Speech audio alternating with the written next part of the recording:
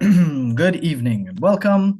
This is 40 Days, doing a recap session. Today is Saturday, it's February 7th, but we are recapping or reviewing the session from November 8th, 2024.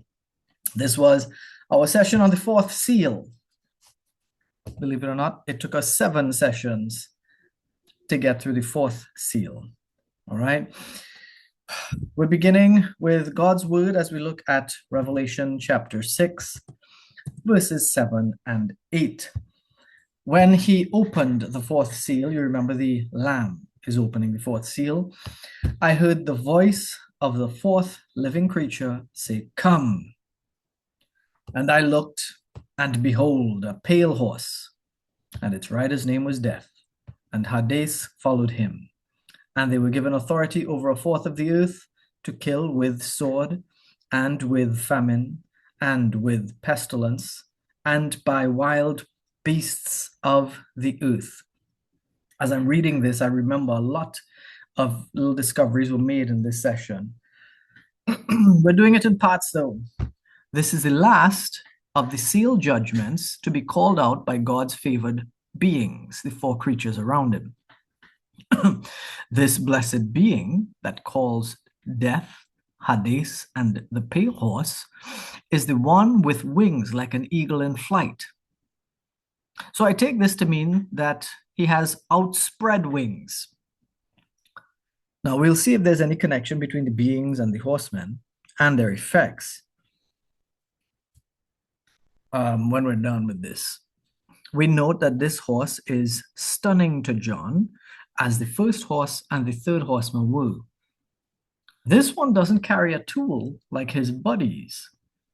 And of course, you don't know why I say it stuns him, because a pale horse exclamation. This one calls out a horse that in the original Greek is called chloros, which means yellowish, pale in its usage according to Thayer's Greek lexicon. Its other uses, we see it in Revelation 8 and 9 to describe grass and plants. So it may be logical to think it's a pale green. But if Thayer's lexicon says it's yellowish pale, in this case, and no other concordance addressed it in this particular verse, we have to go with what the lexicon says. Sorry, yellowish pale. This makes sense when we think about his purpose, doesn't it? Many people think it's just pale. Some go with green, but our research here says it's pale, greenish, yellow. Vincent's word studies agrees with the coloring here as young grass or unripe wheat. Barnes also includes the word yellow. Dr. MacArthur said chloros is associated with our words chlorophyll and chlorine. And true bleach, if you get raw bleach, true bleach is yellowish in color. Dying plants turn pale yellow too. God doesn't do things coincidentally. So this pale horse is that color for a reason. It indicates sickness and fading, which will result in death. This is the only named rider. The rider is called Death, and Hades is following him.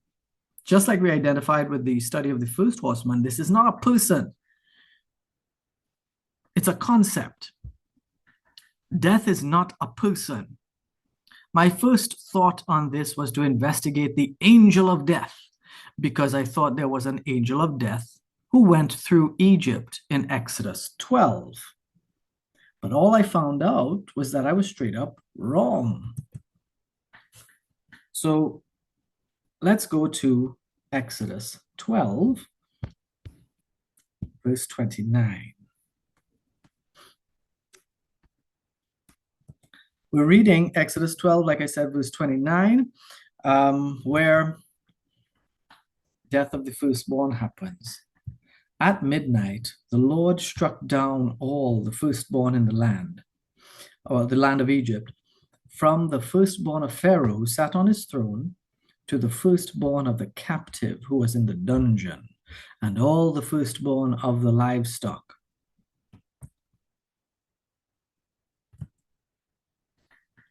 God himself was the one to do the killing. Whether he used natural means or just commanded them to die, it wasn't the image that we see of an angel with a sword that I had in my head because of uh, a Bible study book. The original statement stands that the rider, even though he has a name, he's not a person, he's not an angel. It's a concept that's going to spread across the earth. Death is coming. The Greek word for death here is thanatos, and it's a nominative, masculine, singular noun. This concept of death is personified. It'll be actively carried out as part of God's plan, but it's not an actual being. To be clear here, this rider isn't Satan. Satan has no power over death, nor can he cause death on his own. God may allow him to bring some people to death. He may allow him to influence others to cause deaths, but he does not have power over death. It's like a child holding a steering wheel as he sits in the lap of a parent. He doesn't have full control. He's just allowed to play. Here, though, we see the word on is a problem. In the King James of Revelation 6, I think we could try to look at that. Right, so I'm going to bring up Revelation 6, but let's look at it in the King James Version.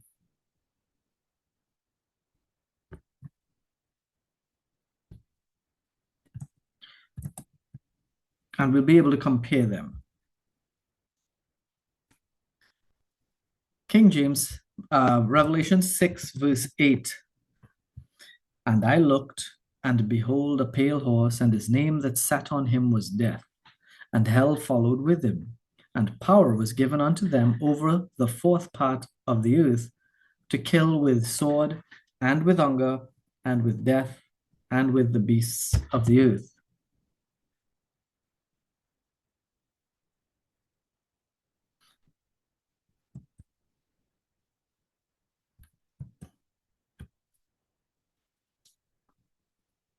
And let's look at the first horseman riding out. To compare something here, you'll see it. What's the first horse? Right. And I saw, and behold, a white horse, and he that sat on him had a bow, and a crown was given unto him, and he went forth conquering and to conquer. When you look at that, there is a little bit of an issue when we compare Revelation 6:2 there with Revelation 6:2 in the ESV. And I looked, and behold, a white horse, and its rider had a bow, and a crown was given to him, and he came out conquering and to conquer. The focus here is he that sat on him had a bow. He that sat on him was what the King James said. And the ESV has its rider had a bow. Which one's easier to understand? Obviously, it's rider. Okay, now, if you notice, he that sat on him in the King James was there. This is going to be the source of something extraordinary. It's an example, really, this is an excellent example of why we should not trust one translation alone. It's an excellent example of how Bible study is way more powerful than Bible reading. We're going to see an excellent example here of how easy it is to miss something if we don't do the work thoroughly. And yes, I would have missed it if Cambridge didn't mention some guy named Alford who saw what I'm going to share. Pulpit mentioned it, but I might have skipped their version of it without noticing because it's very easy to slip by. The ESV doesn't have the word on, it just has its rider. If we look at the KJV, we'd see that the word on was being used. Even some other translations with the person that sat on. Now, my atypical 2024 brain would read the two and see no difference. You check it too. You look at it. I'm bringing it up again. And its rider had a bow. And then we look, and he that sat on him had a bow. There's no real difference. Once you pick it up, you're like, okay, a guy riding the horse had a bow. Why am I blabbering about this so much? There is a point to it. For us to see the point, let me bring up Revelation 6:2 interlinear. I can't see what I'm typing, you guys. Forgive me. 6:2. All right, I did type it correctly. I'm typing blindly. You're gonna see what I'm leading us to. Don't want that. Right, you're gonna see what I'm leading us to soon. Ride along with me. There's no difference to me between rider and he that sat on him, except that the King James took a really long way to say it. Maybe an old way to say it that it doesn't make sense for us to say it now. So that's why I might just glance at it and move on and just go with ESV. It's doing better. However, sorry, Cambridge said that Alford pointed out a difference here in verses 2, 4, 5, and 8. The text is almost the same in English translations. 2, 4, 5, 8, friends. ESV, 2, its rider had a bow. 4, its rider was permitted. 5, its rider had a pair of scales. We're looking at the riders, right? And 8, its rider's name was Death. King James, he that sat on him. 4, given to him that sat thereon. 5, he that sat on him. And 8, which we read earlier, his name that sat on him was Death. We read all the ESV, we read the King James, and they all seem to say basically whatever we understand. A horse runs out and a guy's riding him. In the translations that cheap out, and the ones I call in here as cheaping out would be our ESV that we like to use, the NLT I referred to, and the NIV too. And those that cheap out, we only see its rider. They didn't go into he that sat on him and whatnot. They just went, its rider. They leave out the word on. But the more diligent translations actually have the word on. The original language in each case has the word on. My point, after all, is that the word for on in the first 3 is epi, and the root for the 4th seal is epano. There's 2 different words being used for these. So 6:2, he that sat on. This is 1909. I'm going to go to that. And 1909, the root word is epi. That's verse 2. Verse 4, on, same 1909. I'm not going to click it. Verse 5, original language. Sitting on it, 1909. Verse 8, on. That is not 1909. There is a point to this. If we just read the English, we just saw horse rides out, rider sitting on the horse, and we get what he's seeing in all the English versions. In King James, they kept the word on, but they did not differentiate. What we're seeing here, and I just showed you, epi, epi, epi for the first 3 horses, but the 4th one, the root word is epano. Now, they look the same to us. They might look the same. They might look similar. Let's check them out. Epi here, epi, and this one here is epano. the epano. All right, epano. Above, over, on top of. Check this out. On, upon, over, at, by, before, across, against, among, beside, on the basis of. This one is a more universally used one. A panel, not so much. It's more restricted. That alone tells us something is going on.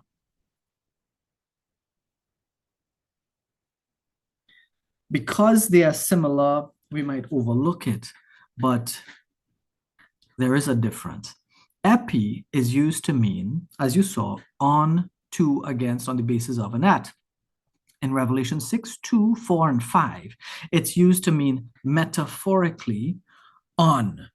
A metaphoric rider metaphorically sits on a metaphoric horse. There is use for it later in Revelation 8.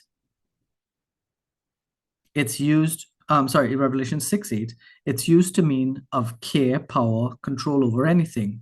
Here it's seen in authority over a fourth. The other word that was specifically used for the fourth horseman is apano. Apano means on top of, superior, over, and above. It's clearly different from epi because it's not used later in verse 8 where epi is used. So let me show you that too, because epi is in verse 8. 1909, you see it down here.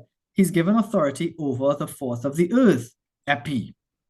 But the one who was riding, the one sitting on the pale horse, is a pano. There's a difference. I keep saying that, and now I'm getting to it, right?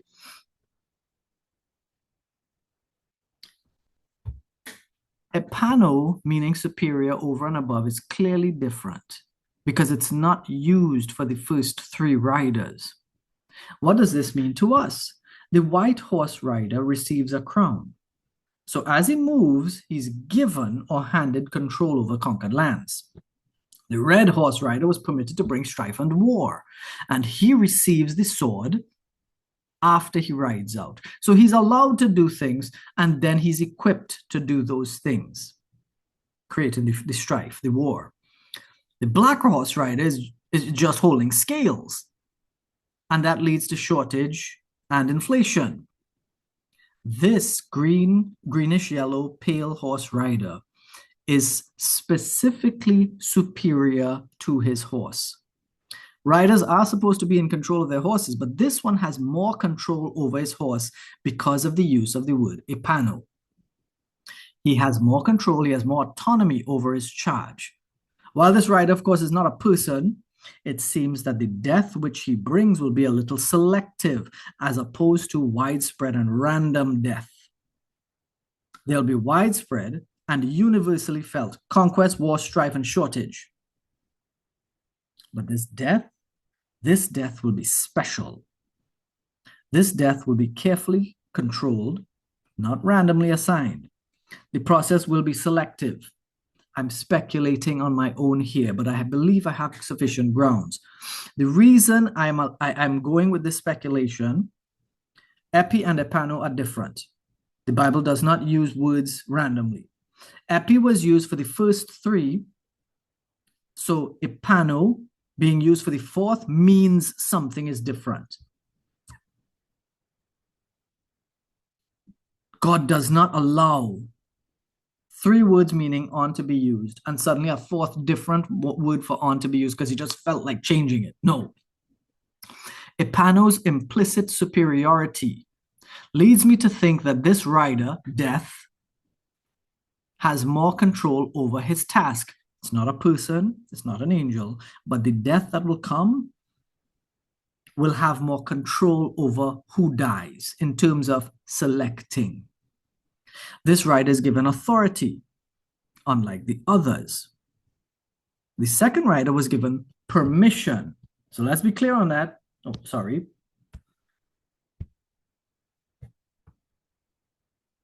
The rider was permitted.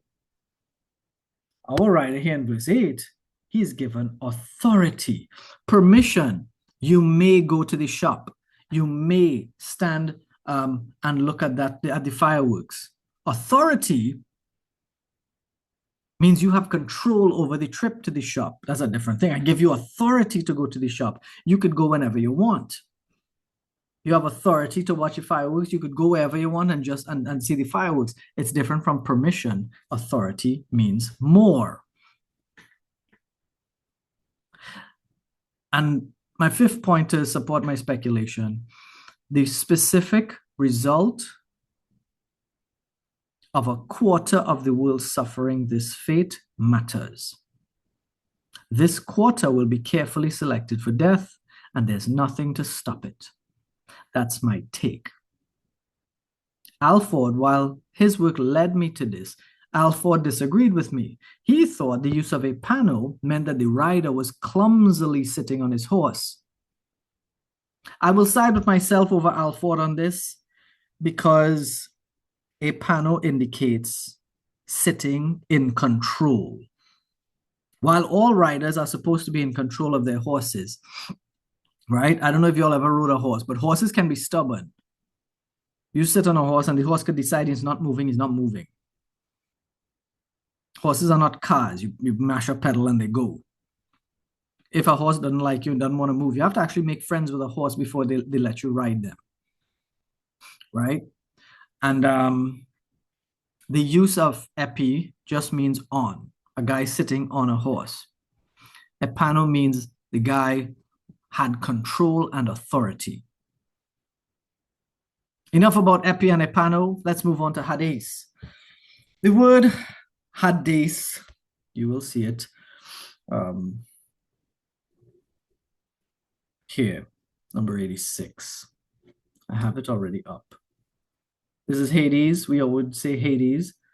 The little apostrophe gives it the H sound. A-D-E-S. But this E is not pronounced E. It's pronounced like a Spanish E accent. And that's why when they tell us to pronounce it, here it is, my proof. Hades. Hades. And it's not even like we say Hades, like the S has a Z sound. It's not even Hades. This S has an S sound. So if even we don't pronounce the E correctly, we'd say Hades or Hades. And that, of course, is still wrong. It's actually pronounced Hades. Original Greek, let's try to be right. Hades is given, and you see that page there. It means the realm of the dead, the infernal region, a dark and dismal place, the very depths of the earth, and the common receptacle of disembodied spirits. We actually did a study recently on our Friday nights on Sheol and Hades and hell. In this verse, Thea's Greek lexicon literally says that we are already, what we already determined. It is a power personified. So we knew this from our work earlier, and if we were unsure, Thea's backs us right up.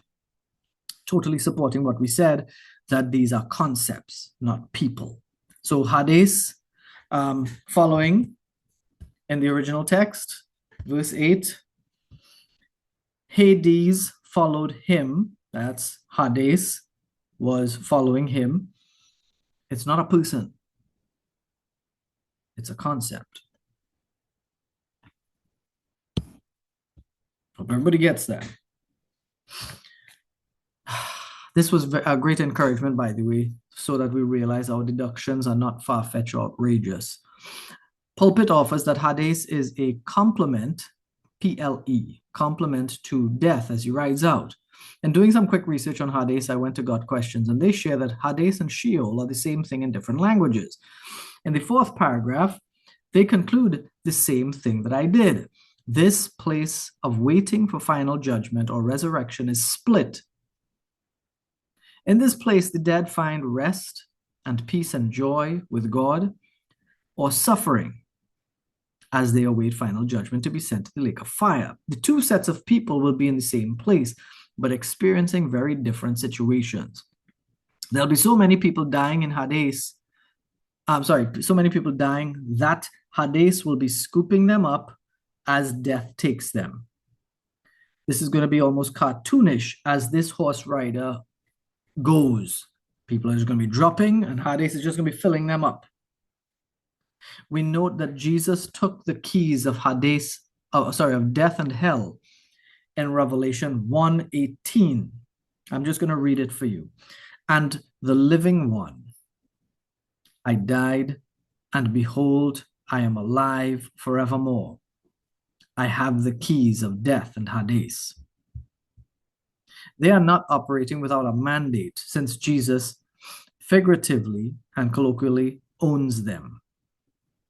Revelation 20:13 and 14, another reference to it. And the sea gave up the dead who were in it. Death and Hades gave up the dead who were in them, and they were judged, each one of them according to what they had done.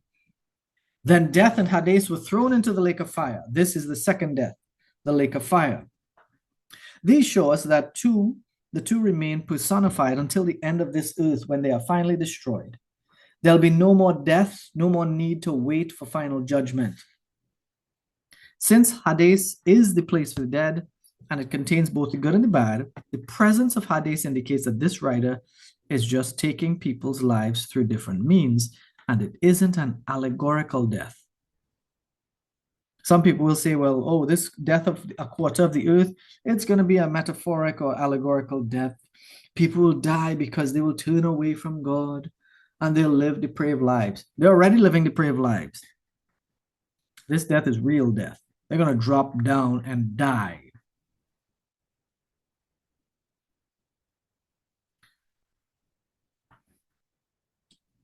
The thing about it is, it's going to be purposeful, but it will not be restricted to just good people or bad people or anything like that. Epano tells us it's a very select group of people.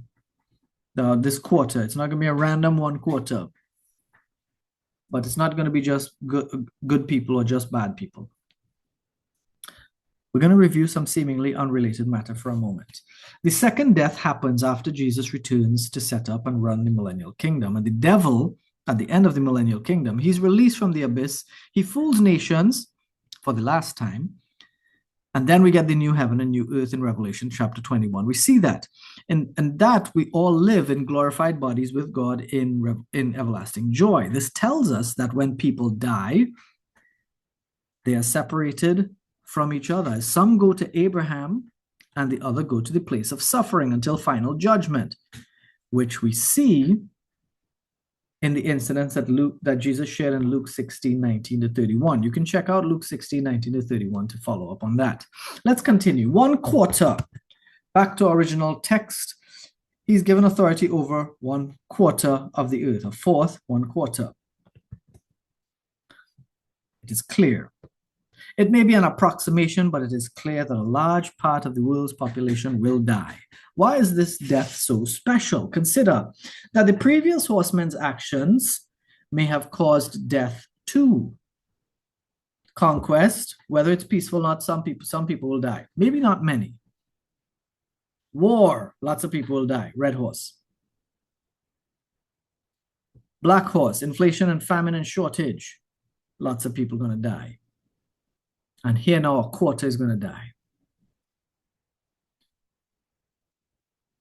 I mean, you could ask, I asked the question, do we even need to see a fourth horseman after all that stress? A horseman of death of all things. Of course we do, because the Bible is not haphazard like my writings and other people's writings. We must see that there is a reason for this horse and rider. I may speculate that this one is in charge of the deaths as a result of the other four horsemen. So they'll be riding together. But of course, that'll be wrong, because Jesus opens the seals one at a time. We can definitely see here that this is not a fourth horseman uniting with the other three and we're all going to kill 1/4 of the world. No. This is a totally separate set of actions after conquest of the beast system. After the beast system conquers the earth, most of the earth. After war breaks out, strife all over the earth. After famine and shortage. 1/4 is going to die.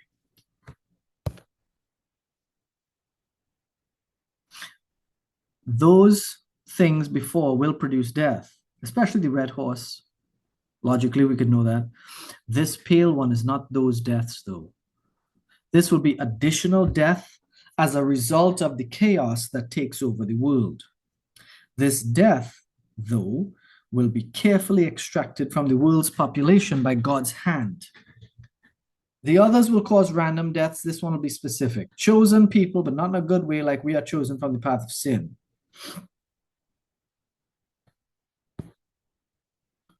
We're going to look at the way they die. If you check it, they die. Sword, famine, pestilence, wild beasts. Ezekiel 14:21, I'll just read it, says, "For thus says the Lord God, how much more when I send upon Jerusalem my 4 disastrous acts of judgment, sword, famine, wild beasts, and pestilence, to cut off from it man and beast." Do we see a coincidence? Of course, there isn't a coincidence because there's no coincidence in the Bible, but there is similarity. And if there are similarities, we should investigate. The context of this Ezekiel chapter 14:21 verse, chapter 14, verse 21, right? Yeah. Is that some elders in Israel went to Ezekiel for a good word and they got an abusive prophecy. And this was due to their idolatry. The Greek word that was used for pestilence is thanatos. But this thanatos started with a TH, common T, right? Unlike the death before, the writer's name was death, that was a capital TH. All right, let me just make sure you see this. I'm not making stuff up, right? His name was death. This is a capital TH. And down here, sword, famine, and sword with plague. Right, this plague. This is pestilence. Thanato. Now you can see clearly, just in case you're not sure, this letter here and this one here is 2 different things. This is the common TH. There's a common TH, and this here is capital TH. Okay? Making sure y'all see it because I don't want y'all to think I'm making stuff up. And if you go and you discuss this with somebody and they're like, "Oh, you're making stuff up." No, we got our backups. Point them to this video. All right? This word just means death. Spiritual, physical death. In this verse, it specifically means death of the body. This is not a redundancy. It's not an emphasis. Because the sentence would not say kill with the sword and with death instead of pestilence. The use and concordance show us that it means people will die by failing bodies. This could mean sickness, pestilence, sickness, but not necessarily sickness alone. No term for sickness was specifically used. If you watch the original again, it has plague, right? Thanato was transliterated as plague, but thanatos, 2288, same word.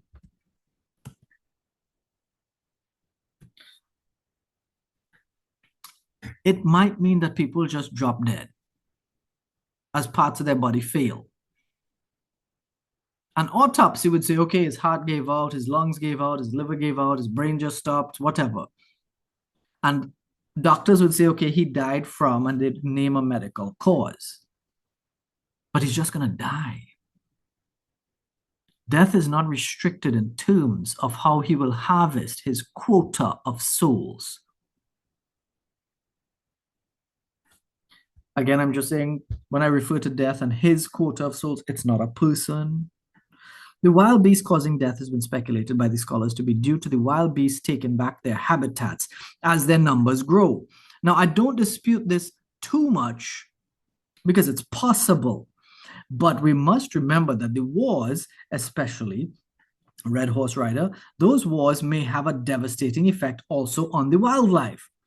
Predators may be killed, their prey may be killed, and that will cause them to die out too. The predators will die too.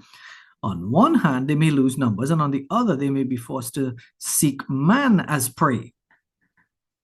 I do say it is also possible that the animals will have less fear of man because of the chaos on earth at that time, and because God will remove what little fear of man remains in them. Many animals today are facing extinction, so they may not be able to rebuild numbers to the extent that they will clash with people for territory. But I'm not fighting that point. I do think, though, logically, it's not likely they will be clashing with people for territory. There'd be too many people dead. Animals wouldn't need to fight with people for territory. I don't think that they will. That's my personal take. But it's possible. I'm not saying it's impossible.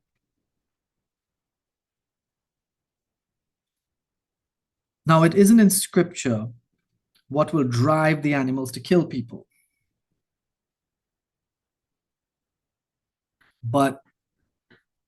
And all we need to know here is that animal attacks and human deaths will result. It will increase more than what is happening right now. It's not so bad now compared to what it will be. And it will contribute to the 25% reduction in the human population. So my personal take here is, and this is related to a lot of other things, God has a restraining hand over a lot of things. Number one, he has a restraining hand over you and me and the other people on the earth. When the Bible talks about he gives them over to a depraved mind, what that means is God removes his restraining hand and he allows people to be as disgusting as they want to be. Now, that is not like a on and off switch. It's like a dimmer switch. God's restraining hand holds back some of our horrible behavior, our sinful behavior, our fleshly behavior, our nastiness in general. But as a person shows that he doesn't want to serve God, God gradually removes that restraint, and such a person becomes more and more bold in his disgusting behavior. So you might see somebody, and then 3 years later, he continues to do his wrong things, but he's worse now. And it gets worse again and worse again, and until, eventually their behavior kills them. This is a case where people's behavior kills them, right? Similarly, I believe that there is a restraining hand over the animals and their instincts. Many animals may have the ability to hunt people, but their instincts prevent them from doing so. Polar bears, tigers will actively hunt people and show no remorse. Lions have done it too. At this time, I believe, this is my personal speculation, but I genuinely believe it. I believe that God's restraint over the animals will be removed, and they will feel more free to attack and kill people. Not just the polar bears, the tigers, and the lions.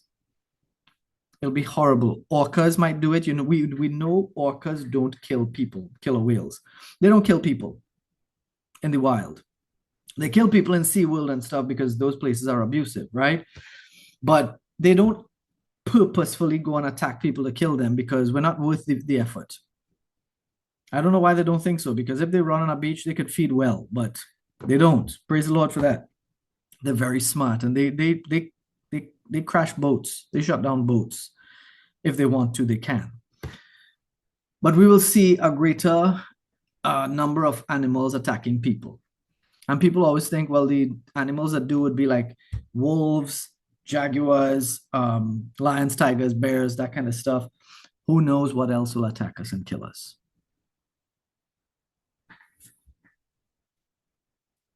That said, let's go on. I note no mention of the thunder, lightning, or floods or earthquakes. These deaths will not happen due to natural disasters. They'll be calculating and deliberate as a result of men's foolishness. Epano strikes again. It'll be just like Ezekiel 14, where the people of the nation of Israel were getting a prophecy of death because of their idolatry. The future of the world will feature a deadly time where 1/4 of the world will be killed off as a result of our disobedience and our defiance of God. There will be consequences of disobedience of the highest order, as men in that time followed Babylon into indulging in its adulteries. I'm going to do the conclusion now. We're almost done. The fourth horse and rider are special. They will bring sweeping death. Approximately 1 out of every 4 people will die due to violence, hunger, animal attack, and physical end. The fact that he has no tool, death, is to show that he is an administrator of death, and his work will be carried out by the aforementioned agents: violence, hunger, animal attack, physical end. These deaths are not the same deaths from conquest, chaos, strife, war, or famine that the first 3 seals will bring to the earth when Jesus starts opening the scroll of God in heaven. These deaths will follow those 3 seals, and it will follow them very closely. The number to be killed off will be about 25% of humans at that time. Currently, the population of the world is 8 billion. So just for you to know, 10 million people is not even 1%. 10 million is not 1%. But if something happens now and kills 10 million people, it will be big uproar. The deaths from the opening of the first 3 judgments will kill millions, yes. But it will not kill anything close to 2 billion plus that this seal is going to kill. The first 3 seals will not likely kill as many, and definitely not target people as wildly. There'll be some distinction of the targets from the ones to be left alone. This is not related to the first bowl of wrath, where people with the mark of the beast will be targeted, because they're going to be targeted for suffering. The Antichrist will not be in charge at this point. He may not be in charge, but he'll be on his way. If he is, he's now consolidating power, whatever, but there'll be a lot of chaos after the war and the shortage inflation times. And the bowls of wrath are likely to be years away still. As far as the commentators, some of them had unusual interpretations of the quarter of the world reference. Pulpit thinks they are not necessarily consecutive events. They may be concurrent. I don't agree with that at all. I mentioned that earlier. Matthew Henry said the timing for the seals cannot be ascertained. Barnes said a quarter refers to the Roman Empire, not the whole world.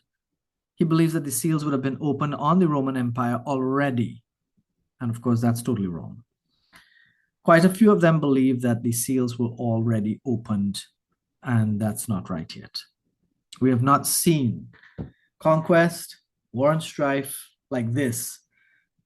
We've not seen that inflation, and we've not seen 1/4 of the world die. This is still to come. Cooper's Corner for that night, November 8th, 2024, is remember to seek rest and refuge in the Lord. Live in harmony and do not be conceited. Rejoice always.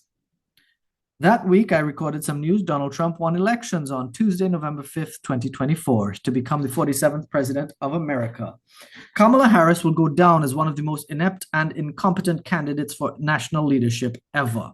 Her incompetence was seen as she laughed to cover her inability to address issues whenever she was interviewed. She played to different crowds using different accents. She would speak in a Latino accent, a Black accent, a Southern accent when she was talking to people with those accents.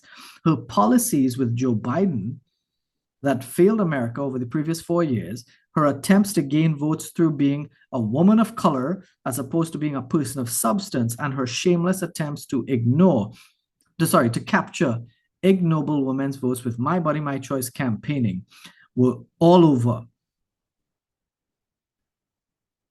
Biden also didn't support her because of the unceremonious dumping of his candidacy by the Democrats. If you remember, Biden was the candidate, and then suddenly they dropped him. if Kamala Harris was so strongly supported by people, goodness knows what's coming, y'all. November 8th, Israeli football fans were attacked in Amsterdam.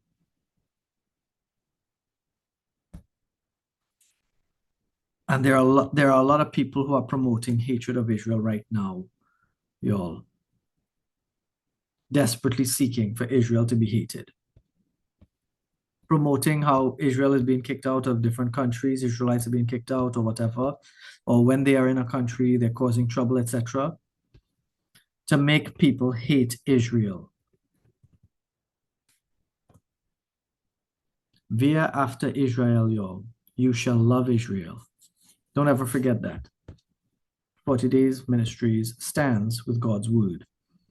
Via after Israel. I hope I'm pronouncing it right, but I think that's how it is.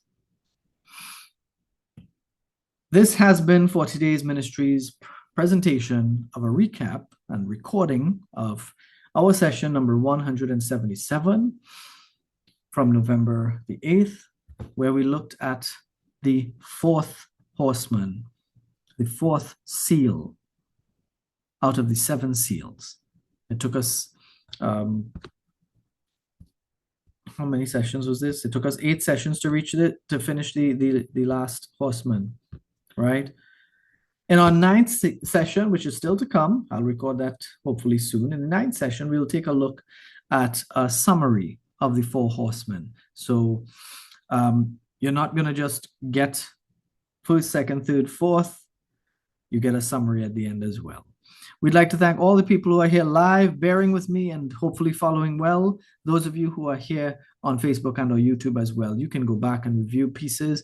You can follow the links and check our docs that are uploaded, and you can examine, test the spirits, right? Be like the Bereans. And there are some places where I speculate, and I'm very clear when I say it. I speculate this, I speculate that. I think this. But the fact is the fact. 1/4 of the people are going to die. Violence, sword, famine, hunger, pestilence, sickness, or just dropping dead. I say that part of it will be they just drop dead. God willing, we'll meet again and we will share another recording. Have a good night, everyone. God bless you and goodbye.